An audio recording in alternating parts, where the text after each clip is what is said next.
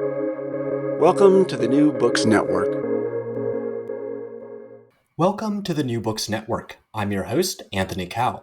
My guest today is Scott Simon. Scott is a professor of sociological and anthropological studies at the University of Ottawa, where he is also the co-chair of Taiwan Studies. He specializes in the political anthropology of Taiwan's indigenous peoples. Naturally, this is a subject in his latest book, Truly Human, Indigeneity and Indigenous Resurgence on Formosa, published April 2023 by the University of Toronto Press. The book encapsulates over 2 decades of ethnographic field research that Scott did alongside Dacidic and Truku indigenous peoples in Taiwan. It delves deep into different aspects of their lives: hunting practices, belief systems, electoral politics, storytelling, and more. Scott, thanks for coming on the New Books Network. Yeah, thanks for having me. I'm really happy to share my new book with you. And happy to talk with you about your book as well. Well, let's dive in then. How about you tell us a little bit about yourself and how you ended up focusing on indigeneity and indigenous peoples on Taiwan? Yeah, I think that's a really good place to start. In fact, one of the things I've learned from the Algonquin people where I live now in Canada is that all knowledge is situated in the person that holds that knowledge. And so I think it really is an important question. And, it started when I was an undergraduate and I needed to take a foreign language and I had an opportunity to learn Chinese. So I took Chinese as my foreign language and went to China and really got hooked. So Chinese became my undergraduate major. So when I went to grad school, I think it was rather obvious to me that I would do something in the Chinese world. And things didn't work out. It was a bit too expensive to go to mainland China. And so I ended up in Taiwan instead. I did research on the leather tanning industry for my PhD research in Tainan. Nothing to do with indigenous peoples at all so far, right? I was very lucky. I was at the Institute of Ethnology, where I am right now, as a doctoral fellow. And then I got a job in Taiwan. And then I got a postdoctoral fellowship at Academia Sinica's Institute of Sociology. And I was teaching part-time anthropology. And it's then when I met a woman. Her photo is actually on page 59 here of the book, and it's dedicated to her among those who have passed away since I started doing the research. But Igong Shiban, who is Durugu, said to me at that time, "Why are you doing all this research with these Han people in Taipei who are the elite in Taiwan? You should be studying and doing research with us, the indigenous people, because we are the most marginalized, poorest people in Taiwan, and we really need your research and your help." And so she kind of recruited me. She was a social activist. She was working with environmentalists and indigenous rights groups in protests against the Asia Cement Corporation that was mining on her territory. And so I just jumped in. I helped her write an article about the mining industry. And then when I got my job in Canada, she was really upset. And she said, "I'll never see you again." And I said, "Ikong, you'll see me every single year. I promise you that for my entire career, I will come back and I will do research." And then I got money from the Canadian government to do research with her group. And so I spent the last 20 years doing that. So that's how I got into it. I was recruited. Wow, sounds like a really opportune story that ended up working out quite well. Well, in this case, can you tell us a little bit more about the context of the indigenous people of Taiwan and the Sidic and Turku people specifically? Yeah. So basically, we talk about indigenous peoples all over the world now. And like there's the United Nations Declaration on the Rights of Indigenous Peoples. And so people often ask me this question, well, how does Taiwan fit in there? And I'll explain it that it's basically part of the same historical process of how all of these peoples got the category of the legal category of being indigenous.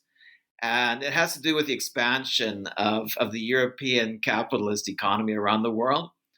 And I think you've probably heard sometime people talking about the doctrine of discovery. And that was, the Pope basically announced this doctrine of discovery that if Europeans and Christians go any place in the world where there are stateless primitive peoples who don't believe in Christianity, they have the right to move in there and take over territory and convert people. And so, because China and Japan and so forth had modern states for their time, so they didn't go and colonize them, but they went to places like North America and South America, and Taiwan at that time in the 1600s. Didn't have a state. It was not part of China. It was not part of Japan, even though Chinese and Japanese sometimes, landed here and did things and then left.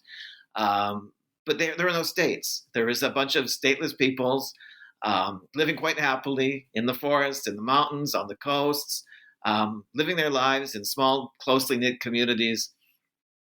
And so the Dutch wanted to have a colony in China, and China said, no, you can't do that. But there's this other island, and you can go there. And so the Dutch went there. And gradually over time, the Dutch were there. They got kicked out by a rebel Ming Dynasty guy named Koxinga or Zheng Cengong. And then he got kicked out by the Qing Dynasty. And then they brought in settlers from China. And they moved up the coast. But they never conquered those high mountain areas. And so until the Japanese took it in 1895, those mountainous areas in the central and east coast were still autonomous and living their traditional life with no state. And, they might have traded with people on the outside, but they had no state, and they were really autonomous, democratic, really radically democratic societies. And so it was the Japanese who first incorporated them into a state. And then the Republic of China, Chiang Kai-shek, came and they kind of inherited that system. But that's the origin of how they became indigenous. And what I find really interesting about the Sedek and Turugu, they're very closely related, are that they were the last group to be incorporated into a state. And it was the Turugu in Hualien in 1914. So from Japan got there in 1895. It took nearly 20 years until 1914 before the Turugu agreed to enter into a new relationship with Japan. And Japan had one of the most modern militaries at the time, and the Turugu had hunting rifles and some bows and arrows and fought them for 90 days before they finally decided there was nothing they could do, and they surrendered. So that's the specialty of the Sedek and Turugu, is their spirit of resistance. And the Sedek, they also rebelled in 1930.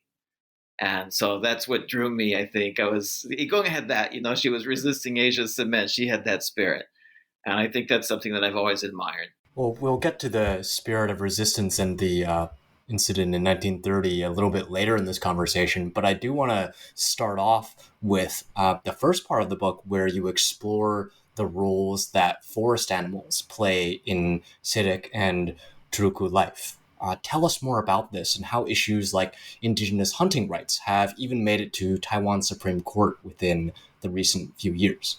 Yeah, I think this is really important, the relationship with animals in the forest. And it really is the core of their identity today. And, when I first went there to do research, I had some graduate students. We had two, one from Taiwan and one from Canada. And they gave us all animal names because animals are important to them. So they called the one guy a muntjac. They said his face was long and narrow, like that little deer that's called a muntjac. And the Taiwanese guy, he had a little mustache, and they said he looked like a flying squirrel. So they called him Lapit, flying squirrel. They called me. They said, you're the big one. We're going to call you Gumai, which means bear. And they said, we're going to watch you carefully. And if we think you have the right moral characteristics, if you're a good enough person, then we're going to give you a real Turugu name. But they started with animals. They did finally give me a Turugu name. But they started with animals. And so it's really important for the men to hunt. And so, in fact, they say that to be a real man, Snaubala, you have to be able to hunt. And so they start out, taking their small boys to climb in the mountains, and they teach them to hunt, rats and birds and so forth. And then finally they graduate up to flying squirrels, and then finally the real game animals. It's really, really important to them. And in fact, they say that it's important to them as kind of a ritual. It's the way that they engage with the ancestral spirits and the mountain spirits. And they say it replaced their old rituals. And so it's very important then that they can hunt. But then the state says we got to protect all of these animals. And so they created a legal framework in which basically in most situations hunting is criminalized for one reason or another. The big one being that the big portion of Taiwan consists of national parks. It's illegal to hunt in national parks. Um, and so um, and basically the law says that they can hunt if they have their own homemade rifles. See, these homemade rifles are very dangerous. They get these parts at the hardware store, carve some wood, use some metal tubing, use these BB pellets, they can't use modern ammunition and so forth, so they use the firecrackers the powder for that fire powder. It's very dangerous, and sometimes they injure themselves. And so I think that's one of the biggest problems. But what happened was that there was this guy, we call him Dama Dalren, it means father, Dama. And he went hunting for his mother who wanted a muntjac, the little deer, and a sera, which is like a mountain goat. So he did that, but he took a modern rifle with him. And then he was arrested. He was charged with a lot of charges because he had the wrong kind of rifle. He took 2 endangered animals.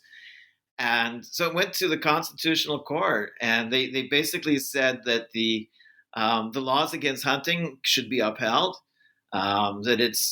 That being indigenous, even though the law says that indigenous people have the right to hunt, doesn't mean you can hunt endangered species. So you have to only hunt the animals that are not endangered. And then there's the rule about the hunting rifles being homemade. They said that's okay, but the law is not clear enough. We're going to the government has to write a clearer law about that. And there was a ridiculous rule that all of the hunters hate that says that in order to hunt legally, you have to go to the local government and you have to register, and you're going to have to tell them on which day you're going to hunt and where you're going to hunt and which animal you're going to catch. And the hunters always say, well, there's no way we can know that because it's the ancestors who give us a dream and then tell us when and where to go hunting. And the ancestors give us the animal. We can't determine ourselves in advance. They say, it's not like making an appointment with your dentist. You can't just call up and say to the boar, I want to go catch a boar today. And so they find it all completely unreasonable. And so the government, the court decided that they have to make some adjustments to the regulations, but they still uphold all of that. And so the indigenous people were very upset with the courts for that decision. Well, another thing that the book addresses in the next section is this trope that Han people in Taiwan, I guess the people who were making the laws that we were just talking about, often associate with indigenous peoples, which is the practice of headhunting. Mm-hmm. What is headhunting? And can you help us move beyond tropes to understand the context and the narratives behind this practice? Yeah, I think that's a very important issue, and it's a very touchy and controversial one as well. But basically, what's happened is that the non-indigenous have used these stories about headhunting to say that these were all primitives, violent, they need to be controlled, and so it kind of promoted a really racist worldview about them.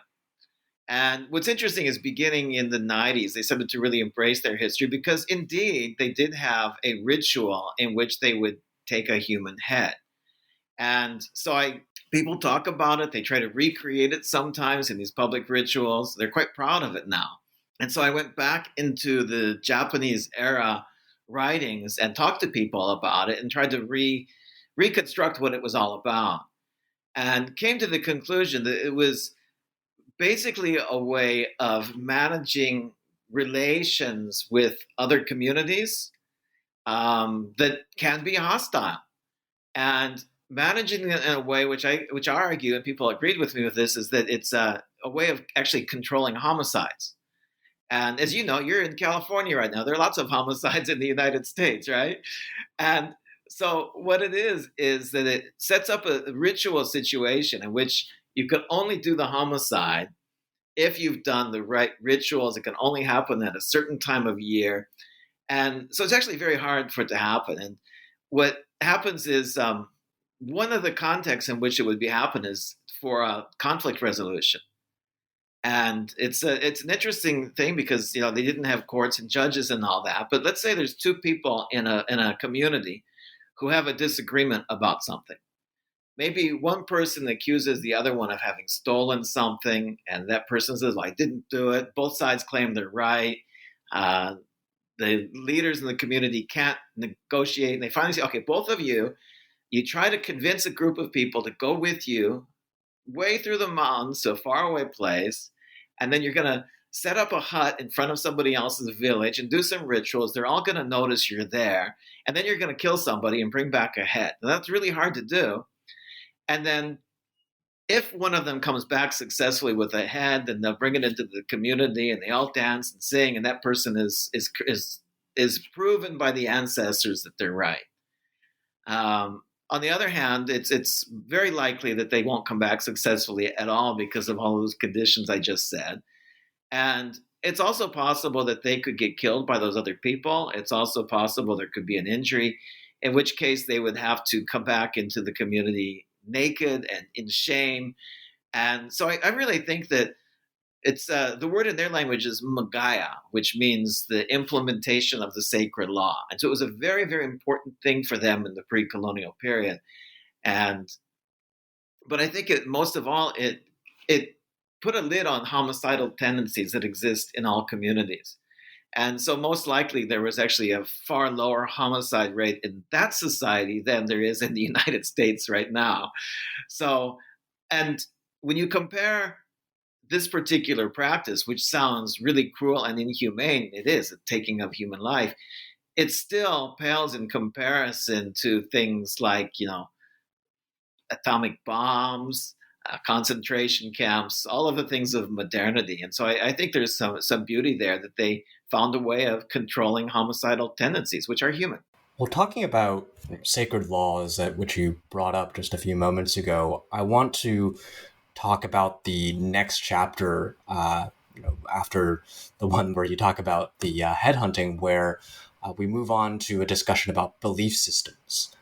Tell us more about how Christianity exists alongside these traditional indigenous beliefs, and also the social political role that Christianity plays for the Sedic and Turku people.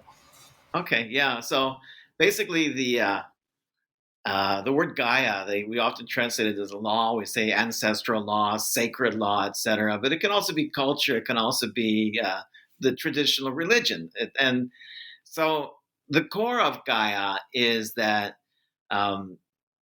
it's the moral principles of sharing, taking care of your family, taking care of your community. There's that relationship with the ancestors that have passed on and are in the mountains now.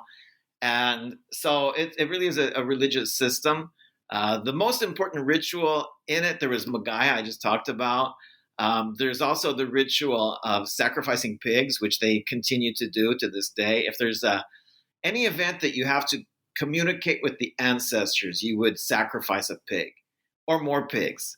And so, for example, if it's a really happy event, you get married, you want to announce to the ancestors there's this new relationship between these two people, two families.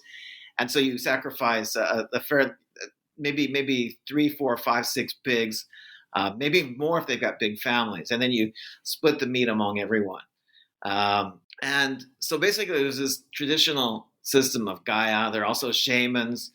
And then Christianity came in, and they tell me that when Christianity came in, they saw it as being compatible with their own Gaia. And they said that the most important values of Christianity, which are sharing and family and community, are all the values of Gaia. And so it was very easy for them to convert to Christianity. Well, we'll move from Christianity to electoral politics, which is also something that's quite interesting, maybe especially for political scientists who might be listening to this podcast. How do elections intersect with community dynamics? And can you also talk a little bit about how Indigenous peoples fit within Taiwan's blue-green political divide? Yeah, I think we're going to have to step back a little bit for those not familiar with Taiwanese politics. The green and blue, I think we have to explain that. But basically, the blues would be the more conservative ones. That's the KMT, Chinese Nationalist Party, that came to Taiwan with Chiang Kai-shek and after World War II, so in 1945. And, they created a whole new system. And the indigenous people, they actually had elections back then for local posts, like the provincial assembly and local township and village elections. And they participated in that. They had a quota for indigenous representatives to the provincial assembly. All of this prior to the end of martial law and democratization at the higher levels of the government. And then, so we call them the Blues now. They're the blue camp. And then in the social movement era of the 1980s, the opposition created the Democratic Progressive Party. And so we call those the Greens. And they tend to be much more closely linked to progressive social movements, and including the indigenous rights movement, the environmental women, LGBT issues, all of these progressive things. Are the Greens are there for that more than the Blues are. And so that's your blue and your green. It's your KMT versus the DPP. And so then the question about is where do the indigenous people fit in? And most people outside of Taiwan would guess that because the DPP talks about indigenous rights all the time. Tsai Ing-wen, the president, even apologized right after getting elected for 400 years of colonization. So one would expect, if they're voting in terms of issues, that they would vote for, but in large numbers, for the DPP, which talks a lot about indigenous rights. But in fact, they vote overwhelmingly. I mean, it's really like 80-90%. It's like it's not quite North Korea, but they really vote overwhelmingly for the KMT. And so that's a real puzzle for political scientists and political anthropologists to figure out. And so that's one of the two political issues I deal with in that chapter called Lulungan, heart, because the heart is the seat of ethical and moral reflection. And so basically, the DPP people like to say, well, those indigenous people, they're easily bought off and they're bribed. And I think there's a little bit of a racist sentiment there. Because these are intelligent people who are voting according to their own best interests. And I think that the KMT has, over decades and long before democratization, done a really good job of treating indigenous peoples in ways that they want to be treated, often protecting them from outside investors, ensuring that there are 30 mountain townships in which outsiders cannot purchase land, guaranteeing them political representation at the township and provincial level, and now at the national level. And the KMT has been really good at building up networks in those communities, really solid emotional ties, often intermarriage with local women. And so, because these people that came with Chiang Kai-shek, they're called mainlanders, Waisanren, and they've married into these communities. So people have relationships of kin with them, and they feel very loyal. Like I said before, in Gaia, you take care of your community. And so they feel that sense of loyalty to the KMT. And so it's really easy for the KMT to spread their message and to really mobilize people to go out and vote. And, part of Gaia as well is that they have these small groups of people that they have really close relations, and they call it the people who eat together. And traditionally, those small groups of people would exchange labor. So let's say you need help on your rice fields or whatever you're growing today, and then tomorrow we'll go work on somebody else's. And with this particular practice, they're able to mobilize people to go out and vote. And it's actually a lot of fun to be in these villages at election time, because there'll be these huge groups of people that go marching through the street, and they've got music and loudspeakers and like cars and jeeps, and they're handing out literature, and they've got these big feasts at the end of the day. All of the candidates do that. But it's generally the KMT that mobilizes the most votes. And so the DPP is there, but the real competition is usually between different factions of the KMT or other parties that might emerge. And so that are related to that KMT. So it's quite interesting to see that happening. Well, let's move from electoral politics to what you address in your penultimate chapter, which is about storytelling and memory within the Sedic and Turku communities, especially in relation to the Musha incident, which you hinted at earlier in our conversation, and fans of Taiwanese cinema or action movies might know better as the subject of the 2011 epic film Sedic Ballet. Tell us more about your findings here. Yeah, well, I hope everybody watches this film because I think it's a really great film. It's quite gory, but it's worth seeing. Sedic Balai Warriors of the Rainbow, and in fact, the name of the book, Truly Human, is basically a Sedic Balai. So that's a word that they would use to praise somebody of strong moral character, the Sedic Balai, a real mensch. And so that's why my two books about them, I use that. So I called it Truly Human in this book by Toronto Press. But anyway, I wrote this chapter. It's called Dominun. And I started the book with the animals and the hunting. And I wanted to kind of balance it out by having something about women's work. Because just like you have to be able to hunt to be a real man, to be a real woman, you have to be able to weave. And so the word for weaving is Dominun. But that word has a lot of meanings in their language, and it also means weaving together stories. And so this chapter is about weaving together the stories through which they became Turugu and Sedek. And this kind of goes back to your first question about what's special about Turugu and Sedek and how did they become indigenous and so forth. But in the old days, before there was a state, all of these disparate groups across Taiwan, they didn't really have this idea of being a nation or an ethnic group or a tribe or whatever. They were just people. And they all had a word for human in their language. And so there's Bunun and there's Sedek and there's Dao and Daya. And all of these are different groups in Taiwan and they all mean human. So basically what happened is when the Japanese came and they wanted to, because states have to classify different peoples into different groups. They can control who lives where, who pays taxes and all of that. And so the Japanese sent these anthropologists to try to figure out which tribes they belong to. And they would go to the communities and say, well, who are you? What should we call you? And when they got to the Sedek, what happened is they asked them, what are you? And they said, well, we're not animals. We're not monkeys. We're not deer. We're Sedek. They just meant we're human. And so the Japanese, they created these 9 categories. And finally, they picked Dayan, Atayal, to cover a larger group of people, including what are now the Sedek and the Turugu. And Turugu, they call themselves Sedek Turugu in their language.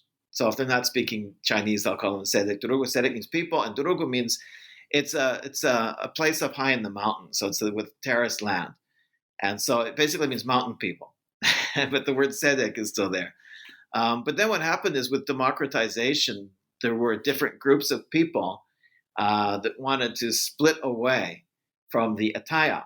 And the first ones were the Turugu, who became Tailukutsu in Chinese, or Turugu, in 2004. And then the Sedeks got their identity in 2008, and the state recognized them. And now there are 16 officially recognized groups. And so there was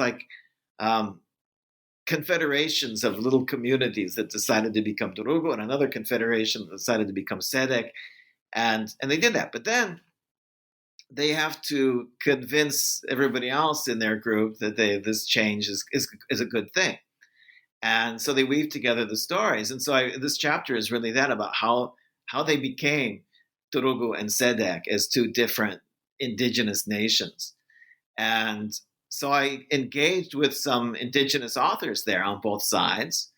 And one of them is the Battle for Taroko, which was in 1914. And then the other one, which is really big in Taiwan because of that film, is what's called the Musha incident in Japanese. And it was the 1930 rebellion in which they rose up. It was a big, dramatic, historical incident. It's deeply graved in their way of being and their identity. Because what happened is with among the Sedek Tekataya, there were 12 alang, or 12 groups. And Mona Ludau, who was this leader, he went around and tried to get them to join forces against the Japanese. And 6 of those groups said they would do it, and 6 of them refused. One of them, actually in the community of Musha, he said, I'm not going to go, we're not going to fight with you, but if your women need shelter and your children need shelter, they can come to us. And that group also sheltered the Japanese. And so this happened on October 27, 1930, which was a very important day for the Japanese. It was commemorating a Japanese prince that had been killed in the takeover of Taiwan. And so they forced everybody to go to the schoolyard. And just as they were raising the Japanese flag and beginning to sing the anthem, then the warriors attacked and they started to kill all of the Japanese who were present. And so that's basically the beginning of the Musha incident, and that's what historians usually call the Musha incident, is that uprising. From the Sedek perspective, there are actually 2 Musha incidents. The first one is after the uprising, the Japanese used the most modern military means possible. They even used poison gases, which was illegal at the time, against really these people who had no weapons to fight back. And so that was the first, from the Sedek perspective, the first Musha incident is when the Japanese had this reprisal against them. It killed a lot of people. It was a real Holocaust. And so then they took the survivors and they put them into a detention camp. And there were always hostilities between different groups. And so the Japanese then mobilized a group that was hostile against these groups. And they attacked them in the detention center and killed many others. And so they were really left with a very small population. And the Japanese put them on, they were originally up high in the mountains in different communities. And they put the very few survivors into an island in the middle of the river and down in the plains, and made them live there. It was heavily guarded. They say it was like a concentration camp, and they had to get Japanese guards to escort them into town if they wanted to buy something. They were under surveillance for a long time. And there were suicides. People died from tropical diseases down there. It was a really founding moment to their history. And so it's important to talk about that. And actually, a bit more than the film. Yeah, the film has a lot of beheadings, but definitely doesn't go into all of the aspects of the history. And I mean, the film is also quite interesting from a perspective of just its role in constructing Taiwan's modern, national identity. And I think that's a good transition point to talking about what you discuss in the conclusion and the epilogue around what the future might hold for Indigenous peoples in Taiwan on 2 fronts. One is the relationship with the Taiwan or ROC state apparatus, and then 2 is Taiwan's relationship with China. What should people who aren't necessarily specialists in Taiwan, but maybe just see it as, a geopolitical flashpoint on the cover of The Economist or something like that, know about its Indigenous peoples and how they interface with these 2 issues that we just brought up here? Yeah, so I think the first issue is the Republic of China State, which is the state here. Confusingly with that name on Taiwan, it still is the official name of the country, the state. And so I think that what they're trying to do is to create greater substantial autonomy, some kind of recognition of their sovereignty. And so I think that the first step that needs to be done is each one of these 16 groups needs to be recognized as being a legal person, so that just like the Navajo they can actually sign agreements with the state and with corporations. I think that's very important. I think that, and this is probably the conclusion of the book, is that their legal and moral and spiritual system of Gaia is still alive, and it still guides them, and it can guide them in that relationship with the state as well. And I think all of the other groups, they've got something similar to Gaia. So I was focusing on Sedek, Turugu, but their other ones have something similar. And so there's that relationship, which is something that they can negotiate because it's a democratic state. And even though there's resistance, I think that a lot of the politicians and ordinary people in Taiwan think, why should indigenous people have right to sovereignty that others don't have? You know what?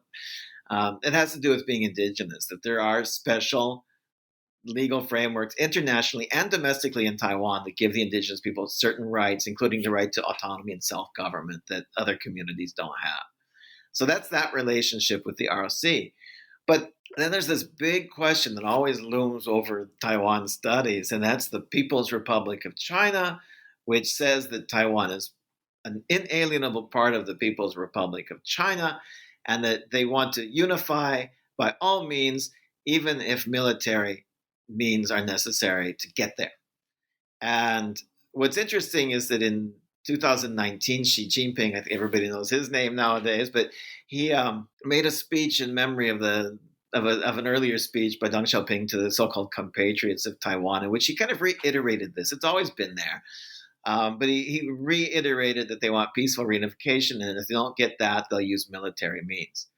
And then the indigenous peoples of Taiwan, some people at the presidential office had set up this transitional justice and a committee for indigenous people. And they came up with a statement in which they said that the indigenous peoples of Taiwan have always been the sovereign nations of this land. And we might not be happy with some things that the government does, but nonetheless, we want to create a new Taiwan with all of the peoples of Taiwan. And we do not accept what Xi Jinping has said. And so I talk about that in the epilogue. And I think that the conclusion is that Taiwan's liberal democracy is still much better for the indigenous peoples, in spite of all of the problems that exist in liberal democracies, than what China offers. Because here's this other alternative on the horizon. And I think all we have to do is look at the way that China treats the Uyghurs and the Tibetans and other minorities to know that if ever Taiwan were to become incorporated into the People's Republic of China, by violent or even by peaceful means, I think there is a very real danger that all of these dreams of sovereignty and self-government would get cast aside, and there could be a real genocide there, just like with the Uyghurs. And so I'm mostly afraid of that. And so that's why I added that epilogue to that. And I think it's important to get that word out there. Yeah, definitely important for folks not just very focused on indigenous studies and anthropology, but beyond to note this dimension to the relationship between Taiwan and China, as well as just things happening within the indigenous communities on Taiwan. Well, you've been working on this book probably 2 decades or more of work has been put into this. My next question and final question is, what are you working on next? Yeah. Well, that's I've got not really a brand new project, but since 2017, I've had a new project. It's called Austronesian World. So they speak Austronesian language. So it's kind of looking at this part of the world, but I'm looking at it bigger. And so I actually did a year of research in Japan. Now I'm in Taiwan for 1 year of field work.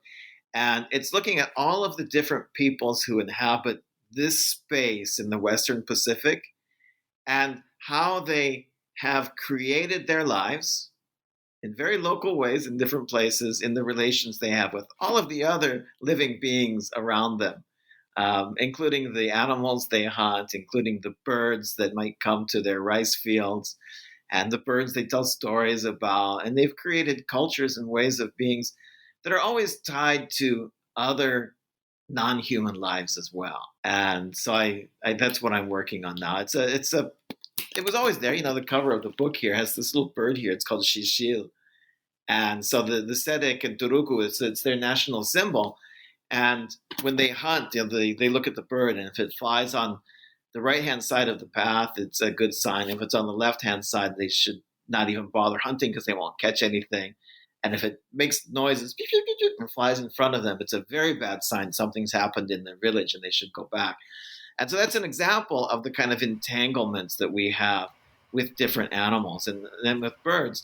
And it's nothing completely exotic. I think that, the bald eagle and the Americans have a relationship. And that's why that's the national symbol of the United States. And so it's, around the world, humans have always woven together cultures and ways of being in the world by imagining the animals and the plants and the worlds around them in very local, specific ways. And so I'm looking at that across Taiwan, and I'm going to do field work continuously with the Sedek and Durugu, but also go to Orchid Island and also work with Chinese somewhat populations on Matsu, just off the coast of Fujian, and also in Tainan, which is really the heart of Taiwan in many ways. It's where the Dutch set up. I'm going to be at Chigu, and they have a kind of bird there, which is almost like a national symbol of Taiwan as well, which is the black-faced spoonbill. And so I'm just going to hang out with people and see how they imagine those other beings around them and tie together identities and cultures. Well, look forward to learning and reading more about birds, indigeneity, interactions between them, whatever comes out of that even further. But for now, thank you very much, Scott, for helping us learn about this dimension of Indigenous life, these specific communities in Taiwan. Listeners, if you want to learn more about what we discussed in this episode, look for Scott Simon's latest book, Truly Human, Indigeneity and Indigenous Resurgence on Formosa. Scott, thanks again for coming on the New Books Network. Yep, thank you, Anthony. It was a pleasure.